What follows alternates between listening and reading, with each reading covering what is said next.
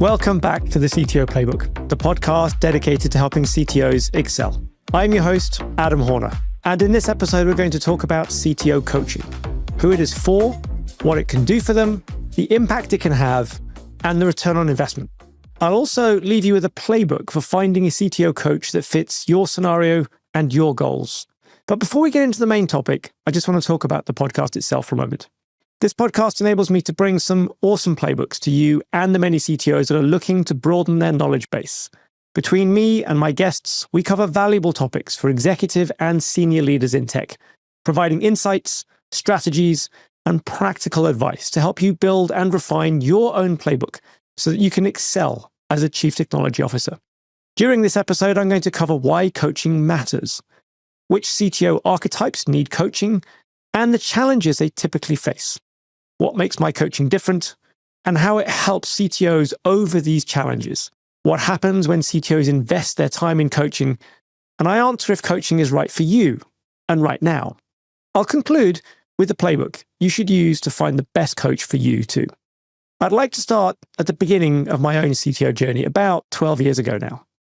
See, when I first became a CTO as co-founder of a SaaS startup called CTOs, I was confident in my technical skills, but honestly, I was unprepared for the leadership aspects, the leadership challenges. I leaned on mentors. We were a member of Seed Camp, so I have access to people like Carlos and Reshma, brilliant people, principals of Seed Camp, and I could lean on their experience and learn from them. We worked in their offices for a while. But I still had to learn many lessons the hard way, through trial, error, some long nights, some lost sleep. And often I thought, well, if I'd had a coach, I could have accelerated my growth. I could have avoided a bunch of mistakes, and I could have built confidence in my leadership much sooner than I actually did.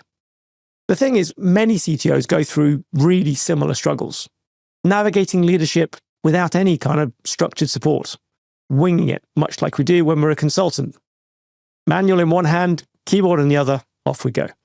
But coaching provides clarity, accountability, and a framework or two to become a more strategic, high-impact leader.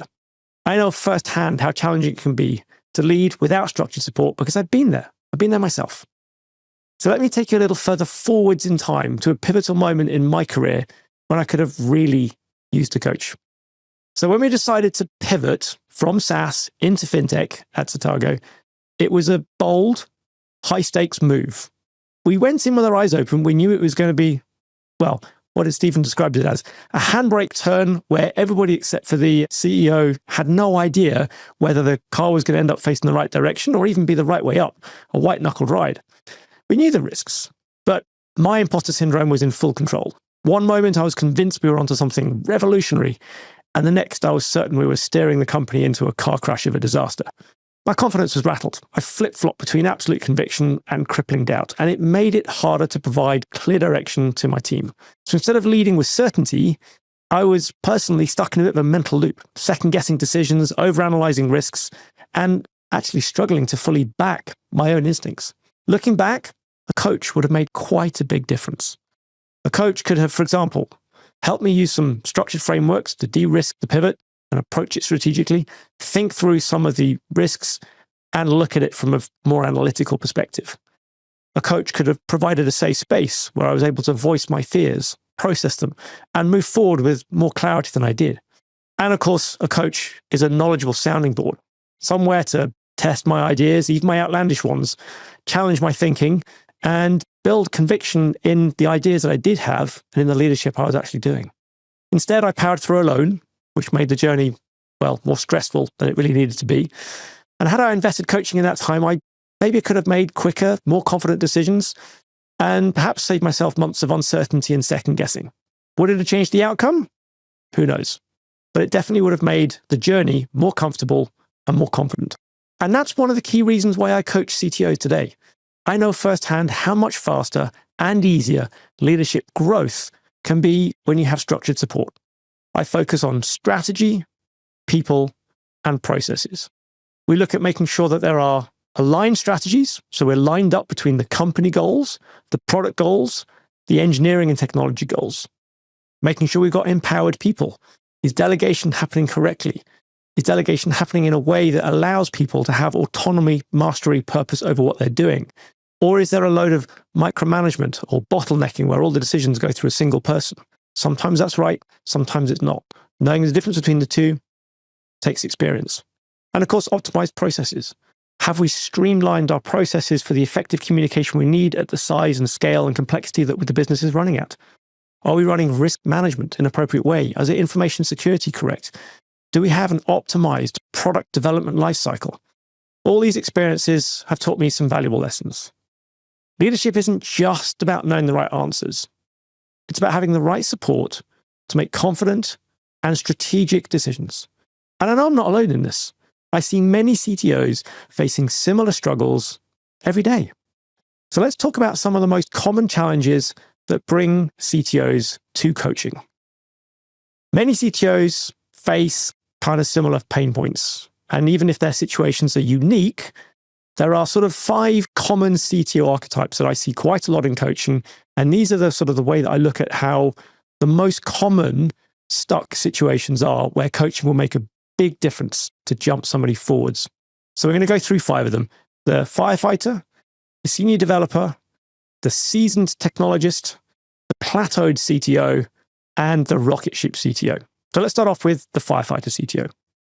Have you ever planned your week only to see it completely consumed by urgent issues? Constantly rushing from fire to fire, whether it's a system outage, a major bug, maybe it's an urgent request from the CEO. One of those pivots that takes you into a wild ride and a white-knuckled harebrained maneuver. The CTO is always kind of on the back foot, trapped in an endless cycle, reactive problem solving. And every day is consumed by yesterday's emergencies, leaving little time to think strategically, plan forward. These CTOs often reach out to me basically exhausted and uncertain about how to break out of this cycle so they can get to that point of leading proactively. Always reacting to emergencies, struggling to think strategically. So how does coaching help in this scenario? Building proactive leadership habits, really effective delegation, and regaining control of time. So the second one, the senior developer turned CTO. In this scenario, you're probably the go-to person for all things tech, whether that's engineering or the usage of technology, off-the-shelf pieces of software, the one who knows the code base inside and out. But then the company grows. You're asked to step up to be the CTO. Great opportunity. But now you're not just writing code, you're expecting to lead a team, to manage projects, to align technology with business goals. And the shift from being hands-on tech expert to a strategic leader can be unnerving and quite jarring. It often happens very fast. And these CTOs, when they come to me, often with a really solid technical foundation, often great engineers, but as a result, haven't had the exposure to a clear framework of even what's expected of them in a CTO role. And it's not because they are ignorant, it's not because they've never seen it before, but it's just not been laid out in a clear way. And that jump can be quite quick. Coaching helps in these scenarios by helping develop that executive presence, a lot of those leadership skills, and crucially, the strategic thinking. Number 3, the seasoned technologist who's ready to lead.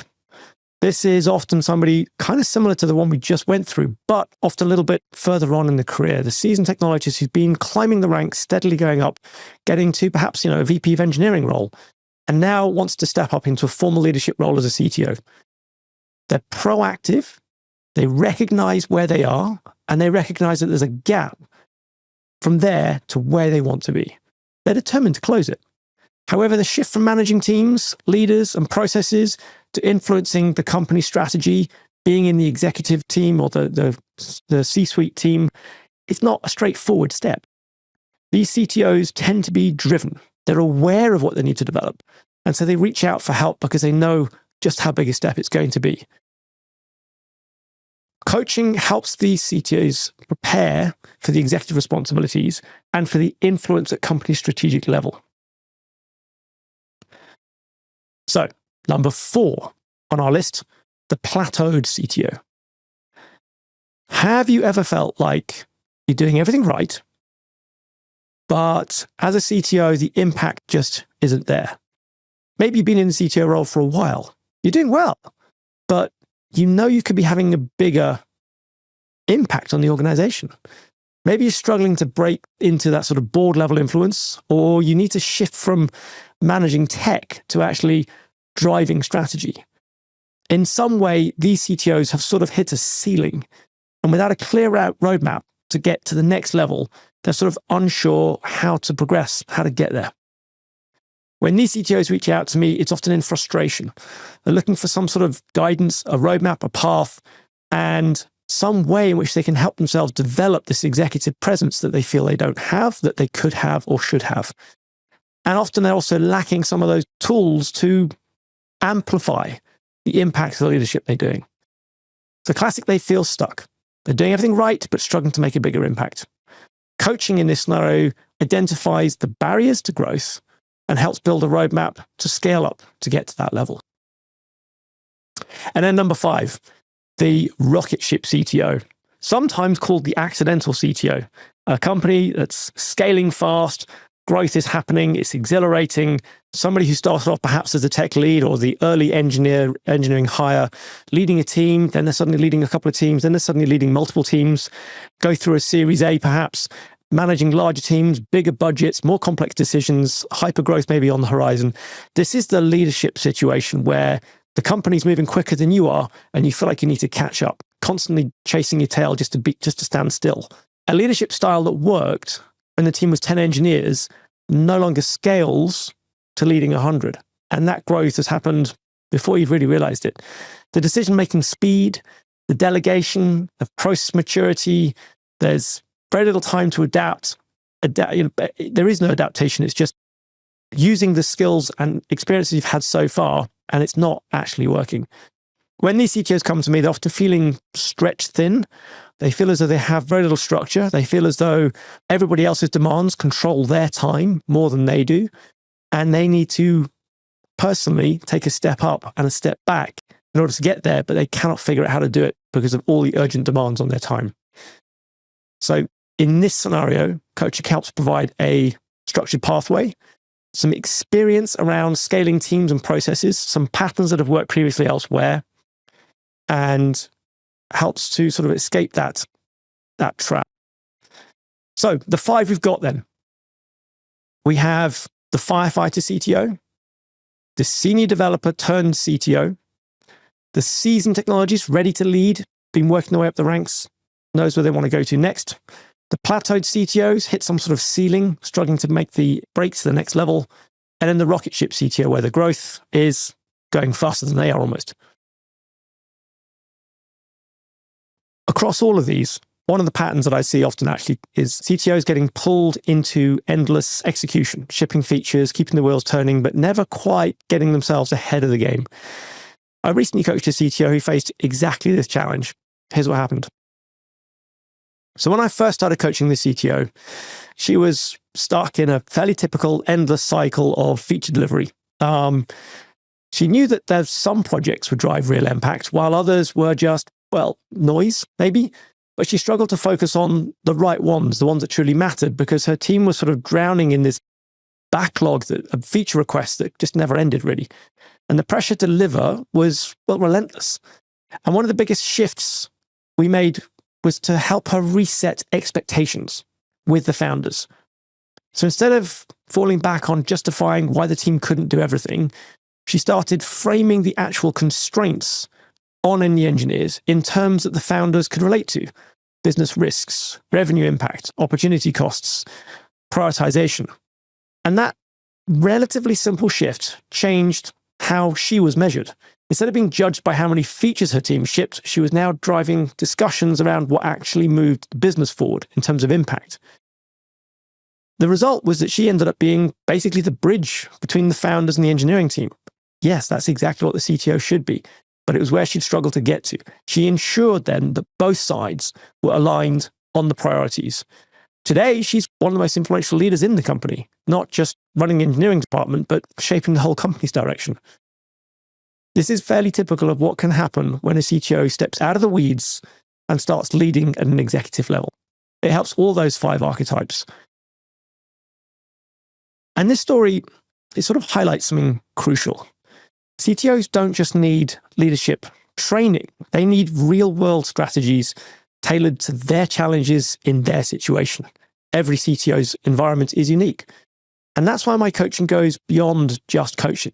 It looks quite a broad set of things. So let's actually have a look at what it is that makes the coaching that I do different.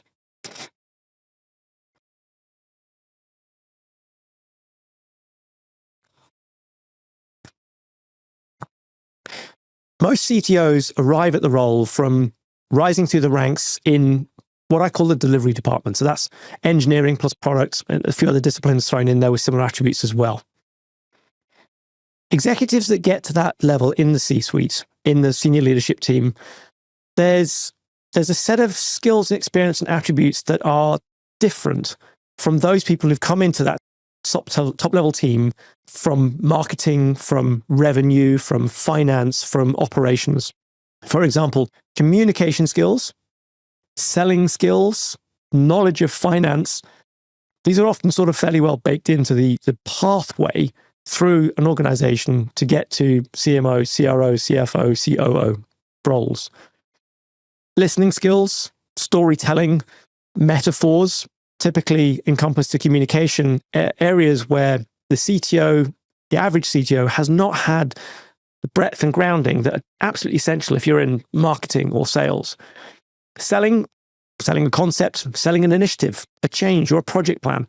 These are something that people in the revenue department can do really well. That's what they do all day long. And so they reach the executive suite and they can sell anything to anybody. Generally, they should be able to, right? That's their job.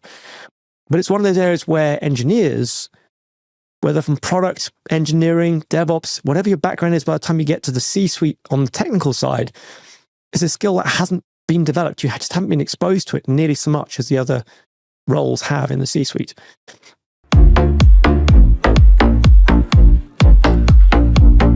Hey everyone, quick question for you. Have you ever thought about starting a video podcast like this one?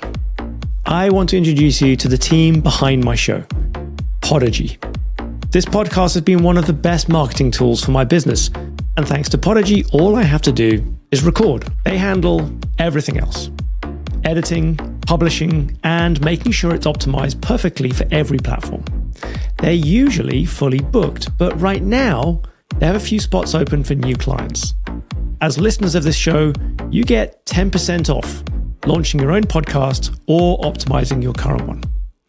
All you need to do is follow the link in the description to book a free one-to-one podcast planning session with Podigy.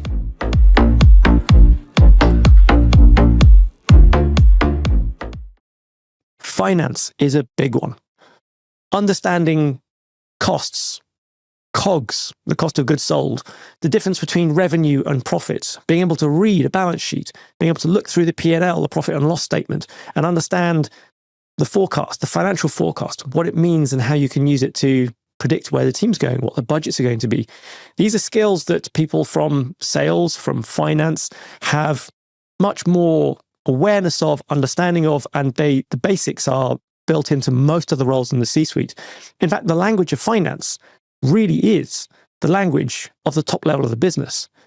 And yet most people who come to the CTO role from product, from engineering, from the technology side of the business, these skills are totally new to them by the time they get to the C-suite. So we've got this set of skills that are generally missing and a gap. We have generic executive level coaching. There's some really great executive coaches out there, but when it comes to the CTO, there's a gap between what they normally teach and what the typical CTO needs in order to reach parity with those other C-suite roles.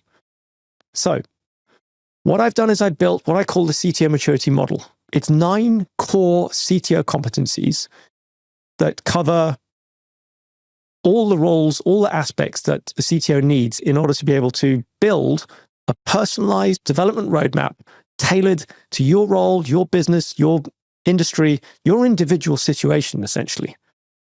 Let's just have a look at some of the things that covers. So on the CTO maturity model, it covers everything from the things you'd expect: technical ability, technical knowledge, strategy for technology and business and the products, but it also covers some of those other areas that are crucial as well: operations and infrastructure, management and tactics, the personal growth and mindsets, things like team building and recruitment, and of course, commercial and business knowledge. And then there's a few essential other aspects in there as well: management, tactics, risk management, and accreditation. And this model basically covers everything that I think a CTO needs. Not just what I think, my research has led me to discover that a CTO needs in order to be a complete executive technology leader. And what I do then is I take each CTO through an assessment, a self-assessed approach, to discover the differences between where they are now versus where they need to be in a sensible time frame. In a startup, that would be 6 months ahead. In a more mature business, that might be 18 months ahead. But the thing is, there's a difference between what's needed now in the role and what's needed in the future in the role. And that gap provides a foundation for a coaching roadmap, a personalized roadmap that plots your path from where you are now to where you need to be. The complete strategic executive company and technology leader that your company needs you to be, from the board down to the individual engineers. Now, that roadmap, as we just discovered before looking at all those different other roles in the C-suite, needs not just coaching, because coaching covers your fears, your own insights, your blockers, but it also is, well, there's a whole bunch of missing knowledge that you just haven't been exposed to, haven't had a grounding in, and maybe don't have some of the foundational knowledge to be able to take advantage of. And so teaching is an essential part of getting CTOs from where they are to where they need to be. And then, of course, there's mentoring. Mentoring is this ability to firmly to hold you to account, but also to be a sounding board for your ideas, for your thinking, and to see what sticks and what maybe doesn't stick with conventional experience and wisdom. So coaching, teaching, and mentoring. So almost no coaching institute or coaching qualification will advocate that all three of these are used in the same process. They normally say stick to coaching. And yet, from my perspective, for most CTOs, teaching is essential and mentoring is necessary. Networks, support groups of CTOs, they exist. There's plenty of great networks. Most CTOs are not members of CTO communities. Coaching helps bridge that gap. And also the teaching provides that foundational level of information and knowledge that is necessary. So what does this mean? You get tailored support, not just open-ended conversations, but actionable strategies you can apply immediately. Ultimately, you'll level up to earn your seat at the executive table, contributing to company-wide strategies and helping drive change across the business, rather than being a strategy passenger or a product feature order taker. There was one CTO I worked with who experienced this transformation firsthand. He came to me completely overwhelmed, constantly firefighting, feeling like he could really never step away, and felt like he was sort of a bit of a spare part in the C-level meetings. So let's have a look at how he got from where he was to a better place. When I first started coaching the CTO, he was really constantly stuck in the problem-solving mode, just putting out various fires in different places all day long, and then getting pulled into urgent issues.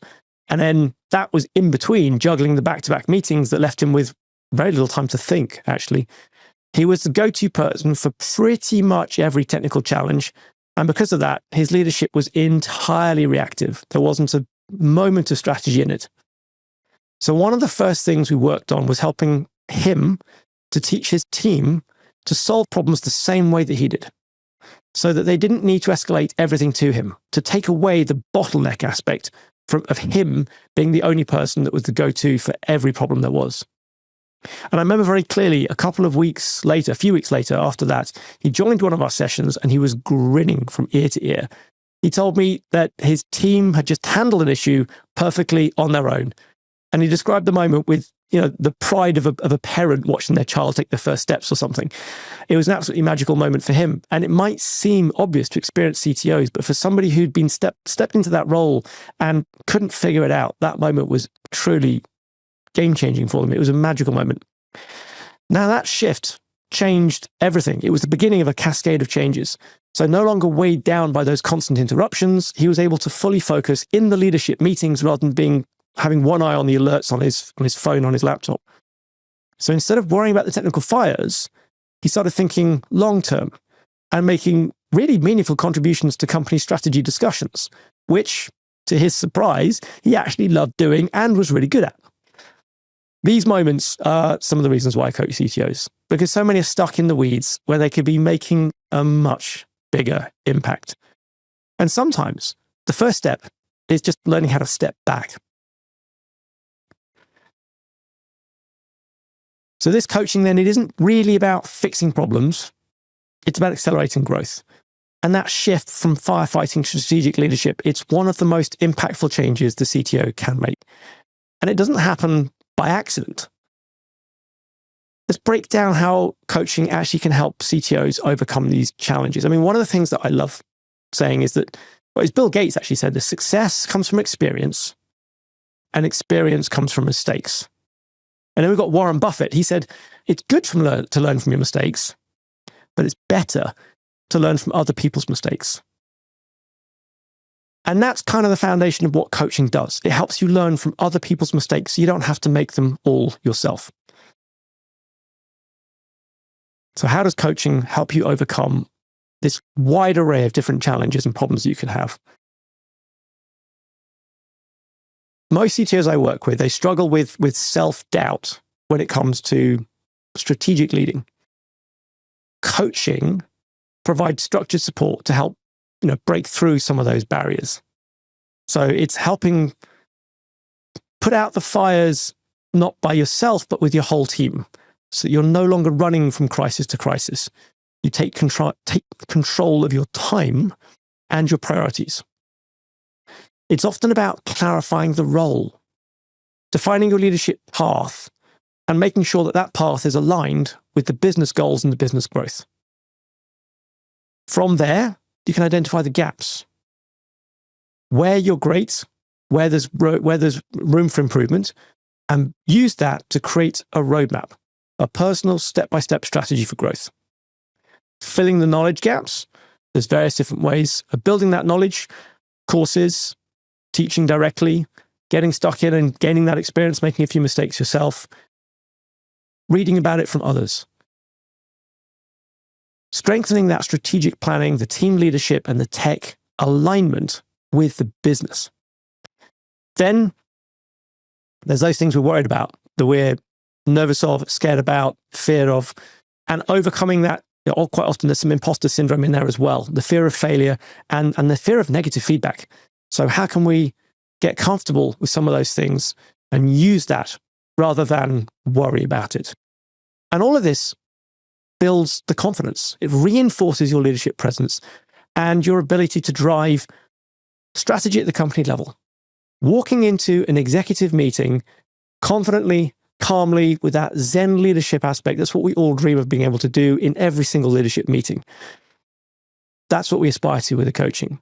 Getting to the point where you're comfortable enough in where you are, what you know, and how your team is operating, and the strategy they're operating against, that you have that calm demeanor in the executive meetings. And that way, you contribute with ease.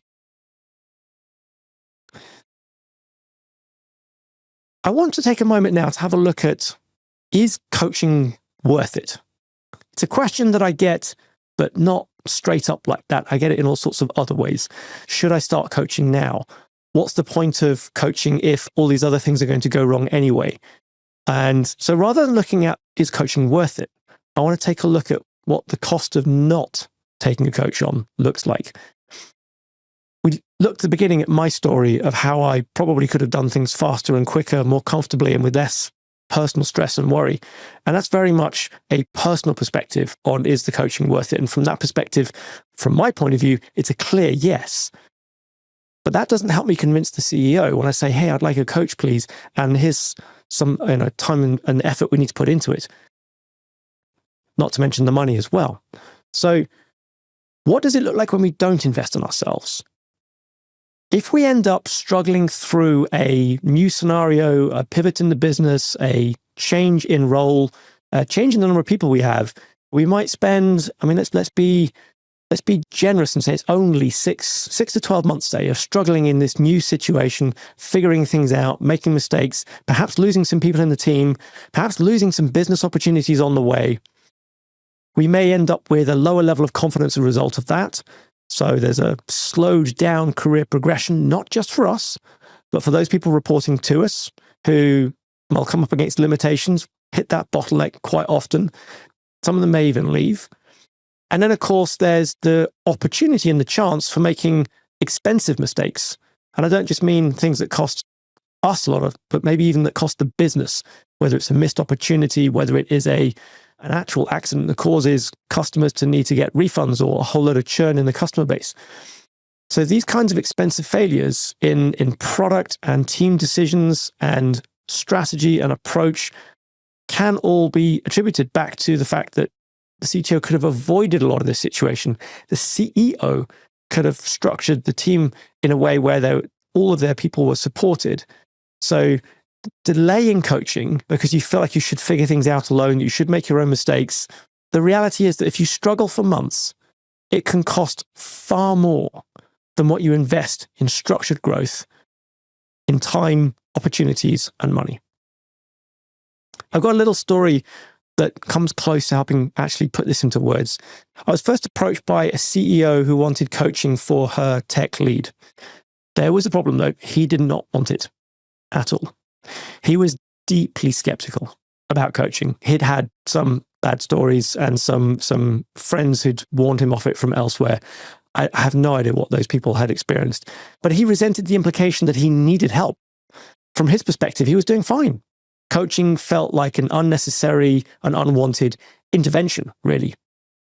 And that was the end of the conversation, or so I thought. About 3 months later, I got a call back from the CEO again, and this time her message was really clear. This coaching is happening.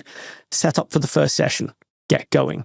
By this point, his struggles had escalated to the point where not only was his role on the line, there was pressure from investors to get things sorted out.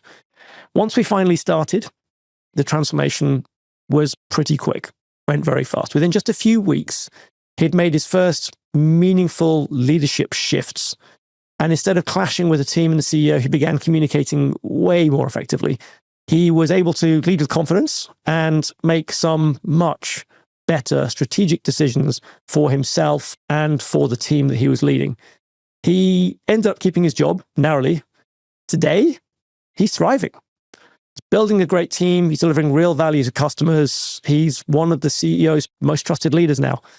But there was a brush with uncertainty about the future for a time there. The frustrating part is that if he had embraced that coaching earlier, he could have avoided months of unnecessary struggle. And I'm sure that the CEO would have much loved to have those few months to accelerate the business rather than end up almost in the realm of lost startups. The key takeaway here is that the cost of delaying coaching can be high. It can be really high. Missed opportunities, wasted time, and sometimes even your role. Look, after that cautionary tale, let's have a look at something, what happens when things go well with coaching. So what does it look? Let's paint the picture. What happens when CTOs do invest in coaching? Where do you end up? Well, we've already talked about the confidence that you get.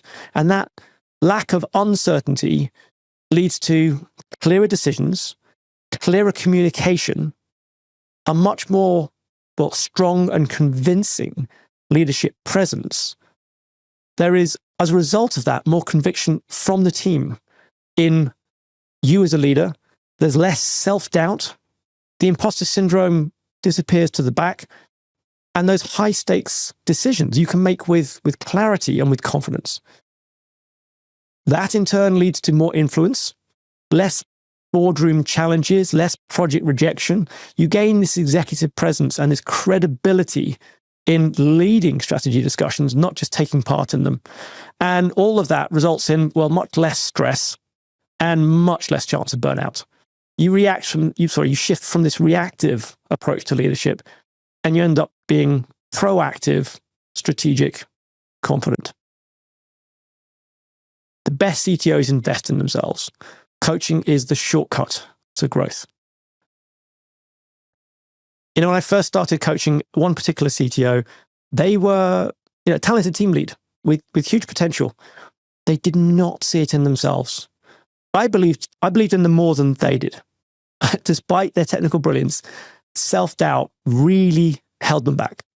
They constantly questioned whether they were ready for more responsibility, whether they belonged in that sort of level of senior leadership, and whether they had what it took to lead at the highest level. The good news is there was coaching available, taken advantage of to full effect. And through the coaching, and to be fair, their own diligent practice, they built their own evidence that they needed to believe in themselves. Every leadership they tackled, every leadership challenge they tackled, every executive conversation they navigated, every strategic decision they contributed to, it all reinforced the fact that they were more than capable. Today, they're thriving as a CTO of a post-Series B company. The growth hasn't been in just one area, it's been across the entire spectrum of skills required of a strategic technical leader. From influencing company direction to leading really high-performance teams, really stepped into that role. And they belong there now, despite that lack of belief initially. Confidence is not something you're born with. It's something you build. Investing in yourself through coaching is a shortcut to getting there faster. But is coaching right for you? And is it right now? There's a few signs you can look at, and instinct is probably the single biggest one.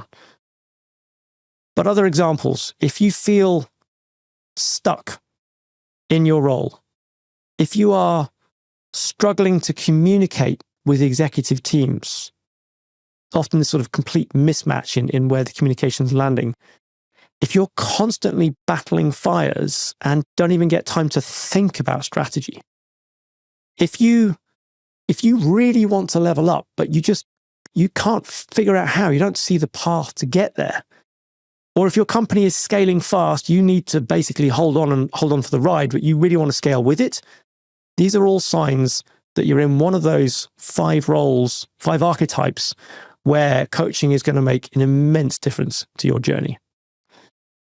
In terms of timing, if you can recognize any of these in yourself, it's time to reach out. If you recognize any of those things in yourself from 3 months ago, it's probably time to reach out. As one coach answered me instantly when I asked him, and this is an executive coach for CEOs, and I asked him, so how do you know when a CEO is in need of coaching? He answered me with a question straight away. He just said, when's the best time to plant a tree if you want fruit? I was a little bit taken aback, so I sort of waited for him to answer, and he said, the best time is 15 years ago, but the second best time is right now. If any of that resonated with you, you might be wondering, well, so how do I actually find the right CTO coach? What should I look for? Let's break this down into a fairly straightforward playbook that you can use to find the best coach you can for you. Step 1, what are you looking for? Set yourself some really clear goals and write it down. The power of writing it down means it's no longer just in your head bouncing around. You've written it down, you can see it clearly, and you can edit it.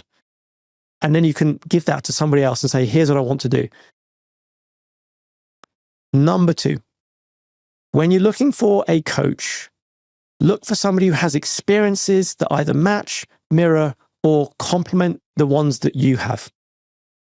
Because that way you know that they're going to be able to help you with that goal list. If you look for somebody who's got experience in those areas where your goals are, there's a much better chance that CTO coach is going to be able to help you to get to where you want to be. Check references. Step 3. Coaches like me, some are not qualified. Some are qualified through a formal organization, so check those references. Some people have loads and loads of experience and lots of references of people who say, I love this coach, I've worked with them.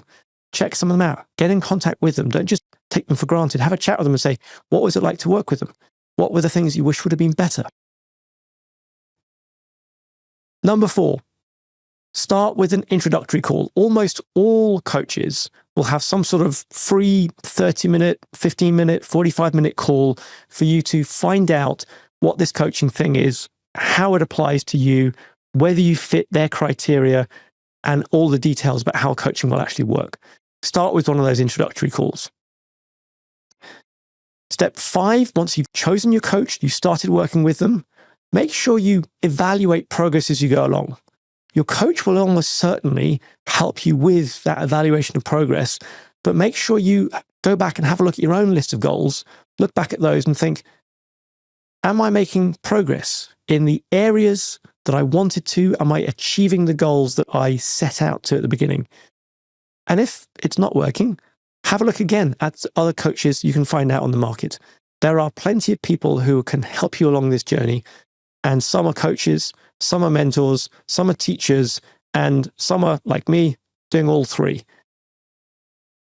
Why I love coaching CTOs and why every tech leader deserves structured support is one of the key things that I love about this coaching approach. It's not just about fixing immediate problems, although there is a lot of that to go as well.